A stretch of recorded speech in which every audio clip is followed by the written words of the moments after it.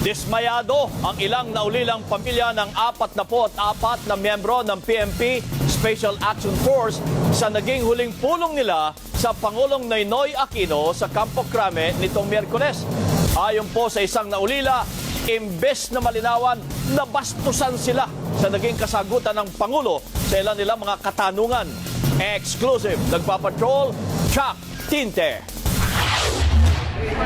Miyerkules nang magtungo sa Maynila, makaanak ng Fallen 44, tinipon sila sa Camp Crame para ayusin ang ilang papeles para makuha ang kanilang mga benepisyo.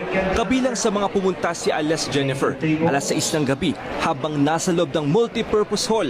Nagulat ang makaanak nang biglang dumating si Pangulong Noynoy Aquino.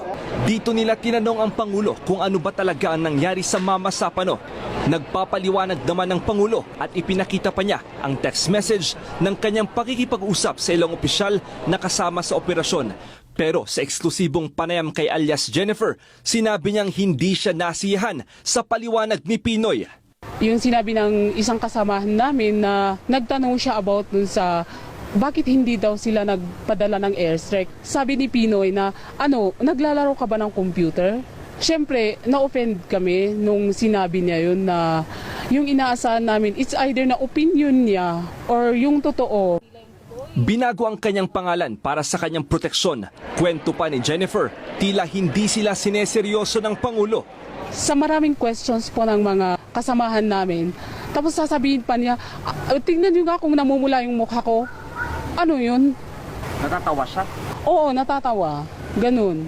Nakakabastos talaga yun sa amin kasi yung sagot na gusto namin, hindi niya masabi. Tapos tumatawa pa siya habang sinasagot yung mga tanong namin. Tinanong din ng mga kaanak kung sino ang dapat nasisihin sa nangyaring engkwentro. Diretsong sinabi ni Pinoy na sino pa? Di Sina Peñas. Kasi siya yung nagplano dito, sabi niyang ganon. Sabi ng isa pang kasamahan namin na kung Sina Peñas yung may kasalanan, pwede bang bitayin na lang natin? Dagdag pa ni Jennifer, imposibleng hindi alam ni Pinoy ang nangyaring operasyon sa Mama Sapano. Ayon sa kanya, hugas kamay si Pinoy at sinabing wala siyang kontrol sa lahat ng kanyang tauhan. Useless pala siyang kausap. Nag-waste tayo ng time. Just looking at the face kasi malalaman mo kung interesado yung tao na makinig dun sa problema mo or sa gusto mong sabihin. Oo. So, sa nakikita kasi namin is parang wala lang sa kanya. Parang simpleng bagay lang ito sa kanya. Alas 11 na ng gabi natapos ang pagpupulong. Sa huli, nangako ang Pangulo na sisiguraduhin niyang maibibigay sa mga kaanak ang mga benepisyo at tulong pinansyal na ipinangako ng pamahalaan tulad ng housing at scholarship para sa mga anak. Gusto namin ma-one-on-one yung mga higher official ng PNP, si Purisima, si Peña, si Espina, at si Aquino. Gusto namin sana silang makaharap with the 44 families para at least baka sakali na makonsensya sila, masabi nila yung totoo. Hindi kontento ang mga pamilya ng Fallen 44. Nais nila na imbitahan din ng Pangulo sa pagdinig ng Senado. Kaya nga nag-request kami sa Malacanang na tulungan na kami na sumali doon sa Senate hearing para at least yung personal naming maririnig yung mga sasabihin ng mga higher official natin. Sa bandang huli, hangad ni Jennifer na malinawan sa nangyaring trahedya at mapanagot ang may sala. Ayon naman sa Malacanang, nirerespeto nila ang sentimento ng mga naulila kung nadismaya man ng ilan sa kanila.